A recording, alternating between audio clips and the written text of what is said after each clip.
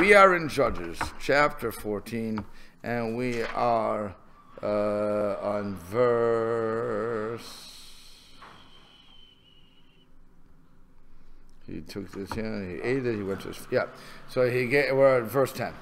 Verse 10 or 11 must be. 10? Okay, 10. Yeah. What happened was, again, just to remind everybody, Shimshon was, he passed the lion that he had killed, and lo and behold, there was a bee's nest, they're making honey inside of the animal, the carcass of the animal that he killed, and so he took some of that honey, which he should not have done because it was already a non-kosher situation. He shouldn't be doing that. And then more than that, he also gave some to his parents, and they ate, but he did not tell them where it came from. So not only is he eating non-kosher food, now he's giving his parents non-kosher food. Why is the honey is non-kosher at that point? Because it's inside the lion? Yeah. Normally honey is kosher, yeah? Yeah, normally it would be kosher, but in this case it wasn't. So what was the reason? I think it's just because in the animal, because the carcass of the animal. Let me just make sure. Where did I see this? See, he did not tell him he had separated the honey from the body of the lion. Right. And the reason the reason that he is doing this is the reason that he ate the honey and he's falling into these sins is because he never should have been going with this girl. So once one Avera leads to another Avera. That's really what we're getting to. Right. So, it's Tame. That's what the whole thing was. It was Tame. It was impure. You shouldn't be eating it. So fine. Yeah. It's not a matter of not kosher. It was Tame. Okay. Because of the dead body. Right. Okay. That's what the Malbim is saying. It was Tame. What does he say? He in this one it says, just really quickly, his father went down, ate her food.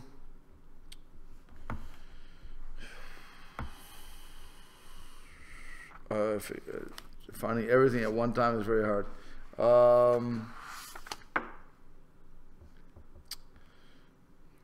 That was verse 9. So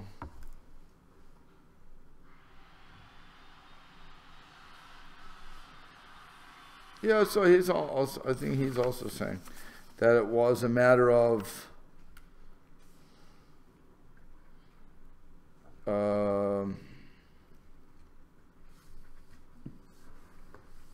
being Tame. Okay, let's go on. I'm just saying that it's not the major part of the story. Okay, let's go on. So now we're at 10. V'yareda viyu el ha'isha. So his father went down to the woman. V'ya'as sham Shimshon mishteh, and Shimshon made a feast there. Kikein ya'asu ha'bachorim, because that is what the young men were accustomed to do. So his father went down. Rashi says, why the father go down? Because it was a matter of the marriage. It was dealing with a woman. And David says, Mitchila Yarad, originally, or at first, his father went down to prepare the needs of the meal. Ki Shimshon asa sham hamishta, because Shimshon would ultimately have to make the meal from his own stuff. Ki kein derech habachorim la'asot hamishta mishalehem, because the way it was the custom that the bachor, the what do you call the bachor, the groom, would make a meal for them in the time of the marriage, and so for this the father went down the beginning to prepare everything. So what we're having is a vorspice. Before the meal, they was having a very long bachelor party.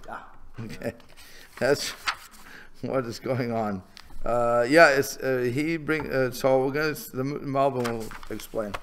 Okay, it says right here, V'yaridu, the Malbim says, V'yaridu, that's 10. Vayered avihu el ha'isha. So the man, his father went down to the woman. V'chein haya minhag. That again, that was the custom. Over there, that she'avi hachatan hodia la shetachin etzma. That the father of the groom should inform her that she should prepare herself. Ve'hachatan haya oseh mishteh shivatimim, and the chatan would make a 7-day feast in his house. Ba'oda b'chor al ha'tzav, while he's still a young man, while he's still a b'chor, a groom. And that's why it says, and Shimshon made a feast, because that was a way of, that was what the young man did.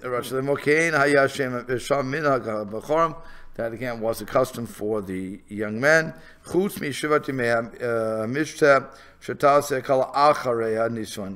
this was beside the 7 days of feasting that the Shabbat brachas, the 7 days of feasting that you would have after the wedding.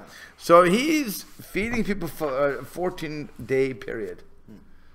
Talk about, the expense that goes into that. Baruch Hashem, we no longer have those minhagim, and it's bad enough what we do. Yeah.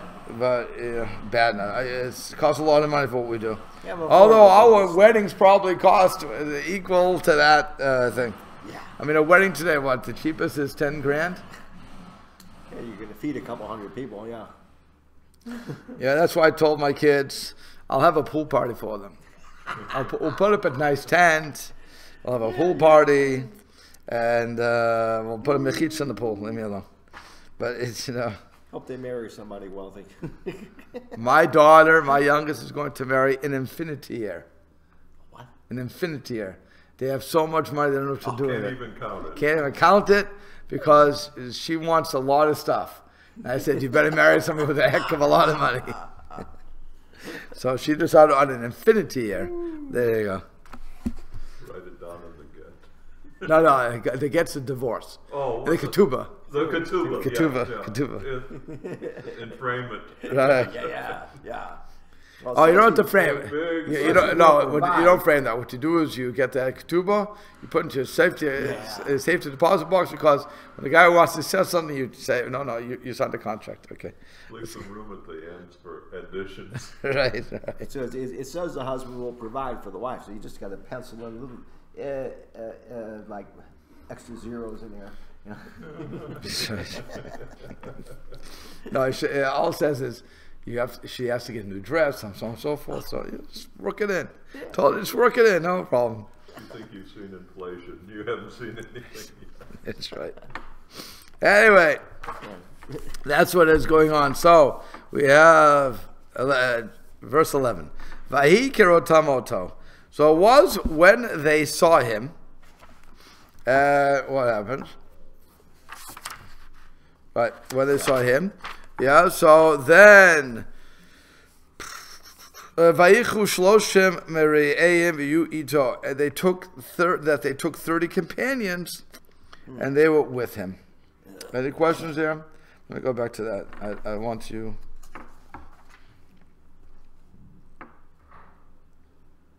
Was it when they saw him? That's the father and the mother? Oh, that's a good question. Good. That's the first question. Who's the they? Yeah. Okay, any other questions?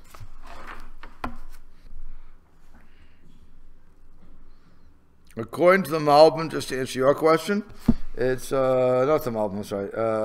This was David. He says, when the woman and her father saw Shimshon. So they said, okay, let's get the people together. Fine. So they took their 30 companions and they were with him. Next, Vayomer. Joined a party, in other words. Right. We have to have a party, so 30 companions. Get 30 of my closest friends. Yeah. It's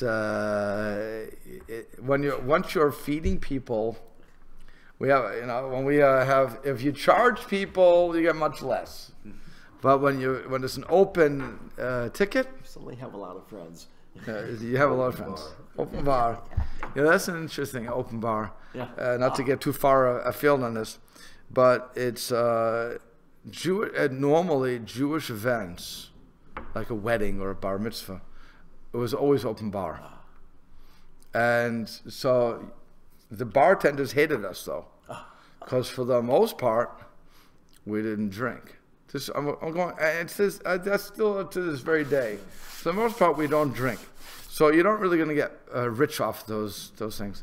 As compared to food, there you have to put mountains of food.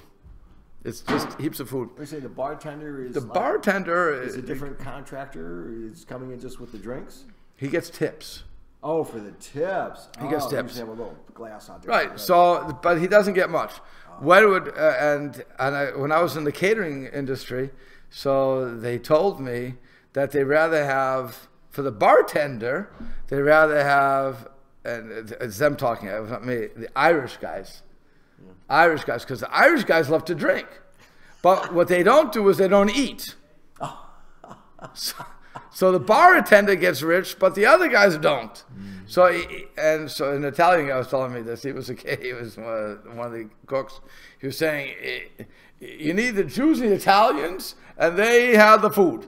You have the Irish and whatever other group he wanted, and then he said, they're the drinkers. So if you combine, then you have a good time. But otherwise, somebody's getting broke on this. But no, so we always had an open bar, and non-Jews, when they would see that, they would, what do you mean open bar? How can you have an open bar?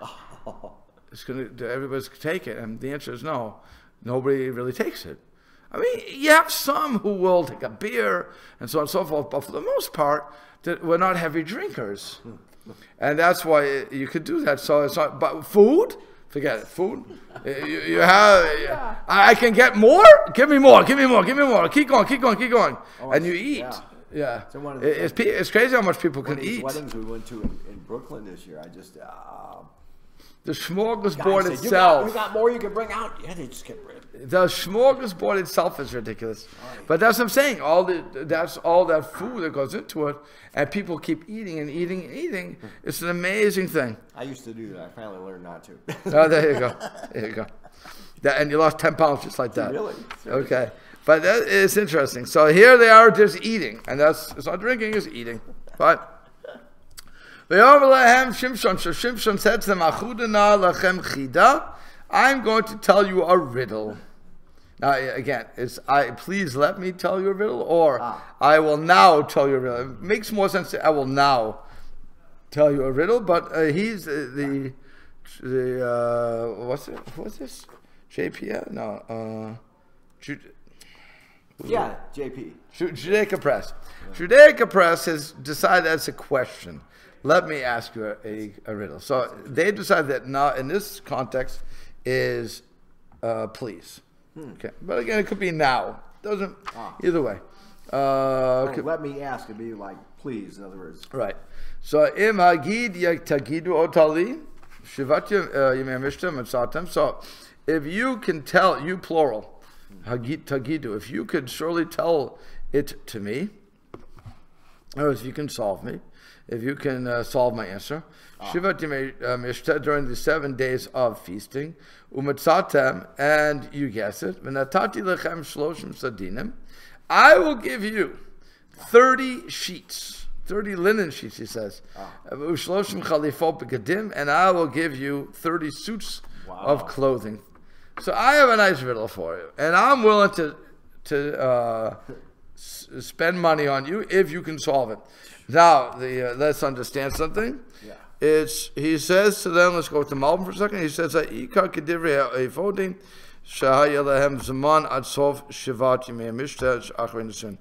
says, according to one of the rabbis, that the days of feasting were really the total time, which should mean that even after the Nesuyim, which is 14 days.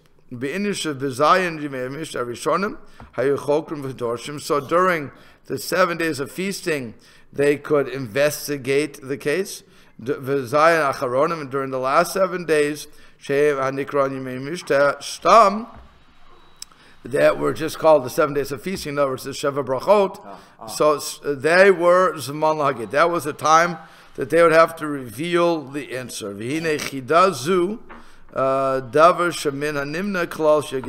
this riddle was something that they couldn't talk to each other about.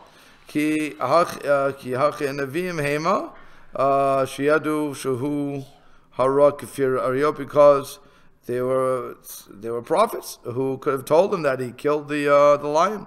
Sheshema kadanu adativorim holidu devash, and then in there was a congregation or a bee's nest that they made honey. Rak gilehem makom yediyah chida, and only they would reveal to him. He would reveal to them the place of the telling of the joke. But that means you found them. Pirshu, Bikshu Be'ir, they would search out for the city and the surrounding areas, and there they would find they would find as Shayatzim Imenu Matuk, strong that comes out from the wheat, sweet. After the search, they would found the body of the lion and the honey. And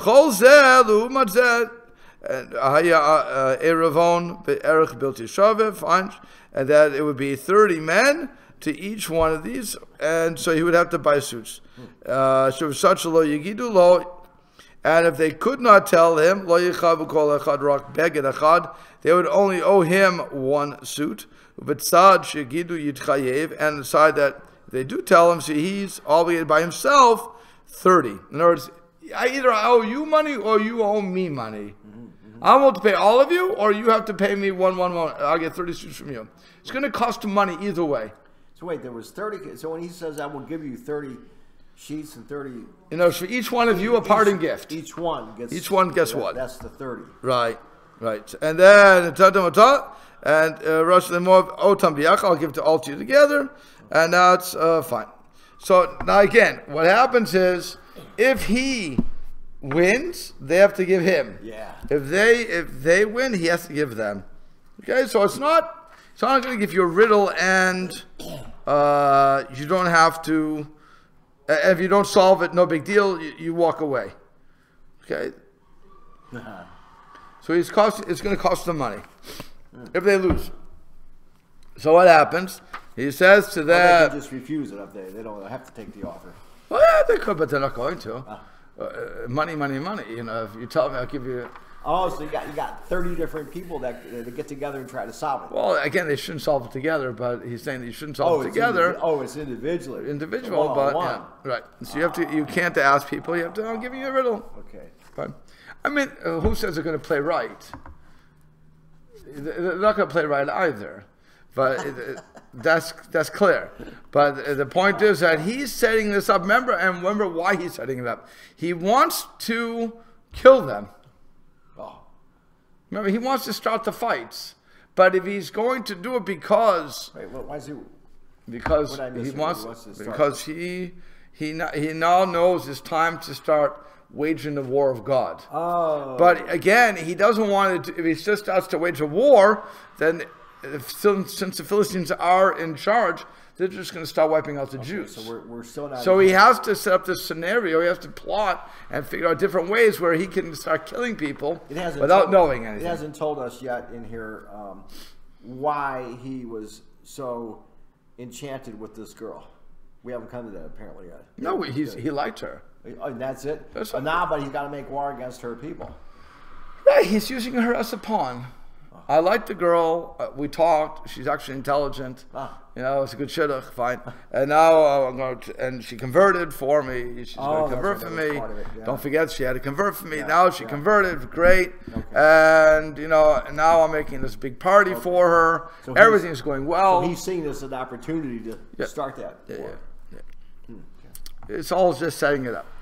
So now what happens is he said, sorry, I turned the page when I shouldn't have. V'im lo tuchlala gidli, and again 13. If you cannot tell it to me, utatem otem li shloshim sedinim. Again, you will give me 30 sheets. Ushloshim chalifot begadim, and you will give me 30 sets of clothing. V'yom lo, and they said, fine. Chuda chidatcha v'nishme'ena. Tell us your riddle, and we will listen. In other words, we accept your challenge. 30 suits from you, 30 suits from us. Money versus money. Oh, okay. Very nice. Vayomer lehem, he said to them, from that which eats comes out food. Me'az yatzamatok, and from the strong comes out sweetness. And that's the joke. That's the riddle, sorry. That's the joke. I keep saying joke. That's the riddle. Yeah. From the one that eats comes out food. From the one that's strong comes out sweetness.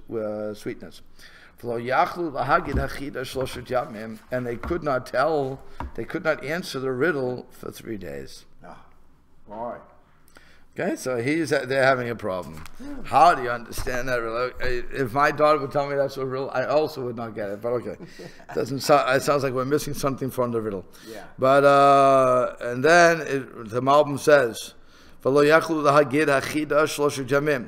which means b'shloshet yamim harishon, in the first 3 days of the 7 days of feast, or the first feasting, Ainuba, they looked into it, v'darshu, and they searched, v'chakru, another type of searching, v'kashi lo matzu pitrona, and when they couldn't find a solution, hiskimu, they agreed, shuhu davar ne'elam, that this is something that's hidden, v'yityashu mechakorale, and they gave up the idea of searching after it more, rak adayan lo ba'u el eshet Shimshon, but they had not yet come to the wife of Shimshon, shetifate oto,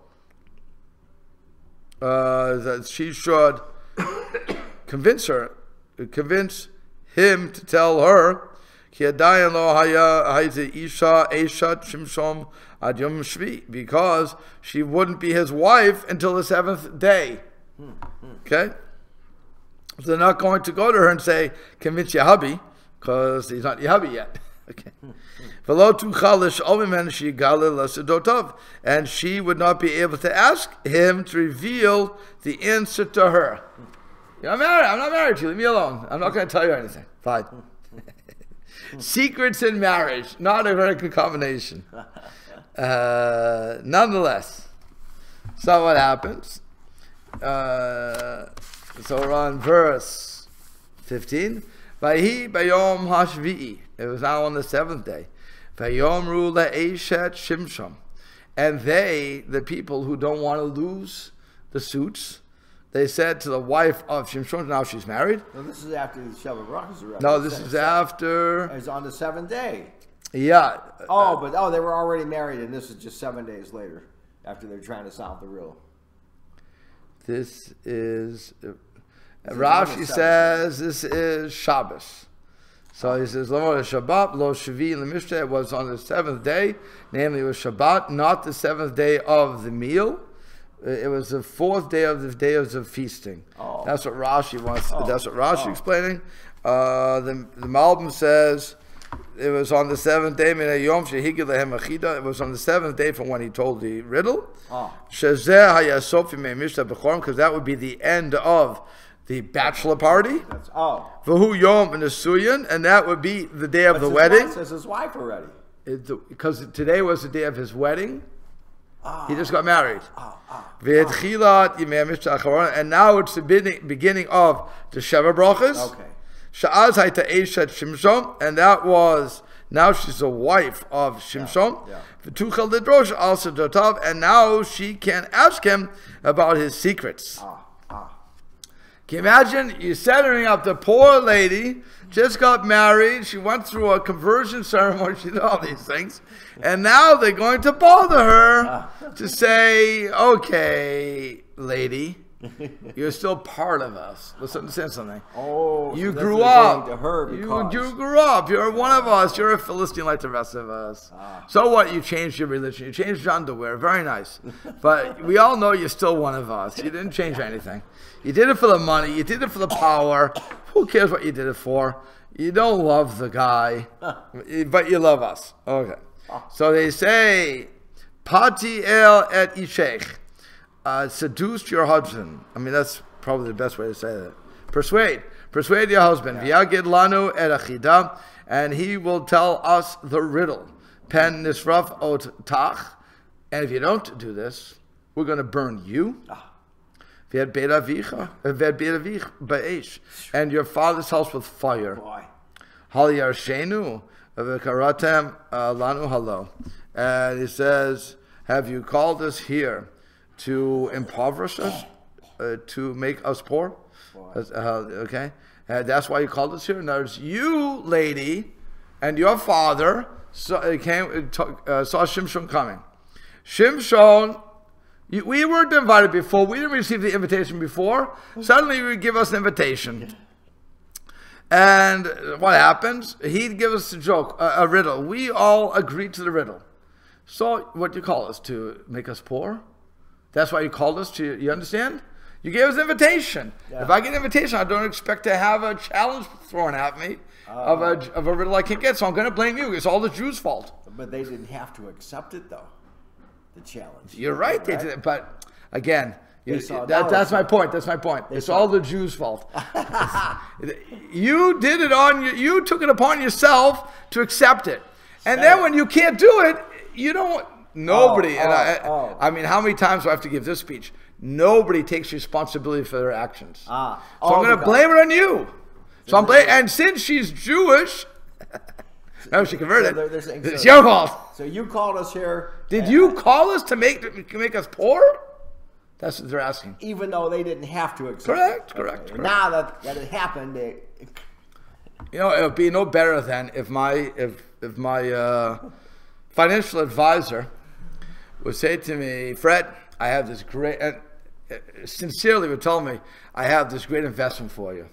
And, just give me the money. We'll double, triple it, whatever it's going to be. It's a sure deal. And he shows me his stocks. I have $10,000 in here. What do you want to put in? I say, I'll put in $1,000. No, because I trust you. Boom. Now I didn't have to. I didn't have to do anything. I could have said, no, thank you. I'm safe with I'd rather have my $1,000 in my pocket and have a good day. What happens, the bank doesn't go well. It goes belly up, whatever. Okay? Or it gets, the stocks get cut. Yeah. Okay? It's a short, it was a short deal one day. Now it's not. It happens. So am I going to go back to my stockbroker and say, what kind of idiot are you? You made me lose $1,000. The answer is no. I didn't make you lose anything. You gave me $1,000. I told you about it. No, you invested. It's your fault. It's your business. You're going to hold it against me? What does every stockbroker say? Look into it before you buy into it. That's all. Yep. So here's the same thing. Even though they could have refused, clearly they could have refused. They said, there's something you can ask me that I'm not going to figure out. So he gives them the thing. They cannot figure it out. They're running around trying to figure things out. No way they're going to figure it out. So then they go to the girl and say, okay, now you're his wife. Persuade him to tell you. And by the way, your incentive, young lady, is if you don't, I'm going to burn you and your family's house down. Deal with it. We're not going to lose. Did you call us to make us poor? You didn't have to call us. You could have left us alone. We wouldn't have come to the simcha because we don't need the kreplach. Okay, we don't need the kreplach. We don't need the dumplings, whatever you want to call them. We don't need them. But that's what they're yelling at her. So she yelled him a threat. Okay, and so Malbim says, "Vayomru le'eshet Shimshon, hello, hinei lo shalu mimena." Behold, they did not ask her. Shehi tigale lehem achida, that she tell them the riddle. Shehalo tashiv lehem, because surely she could say to them, V'chi egrom sheyiten ish lechem shloshim chalifot b'gadim. Did I cause you to that you should to agree to the deal? So that they couldn't say that because then she has an answer to them. Rak bakshu. What they did was. Tiftehu shuhu yagid lehem. Rather, they requested that she persuade him to tell them, that he tell to them, right? Edachida, and that's when, and she says, tell him the riddle. V'zeh katuv yagid lanu edachida, and that's when she says he will tell to us the riddle, and then that will nullify the guarantee that they made. After he reveals to them the solution before the time. Okay, that's what they're looking for. They want out. Yep.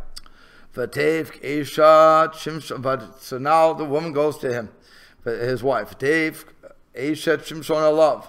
And the wife of Shimshon cried to him, V'tomer Rak Shenetani.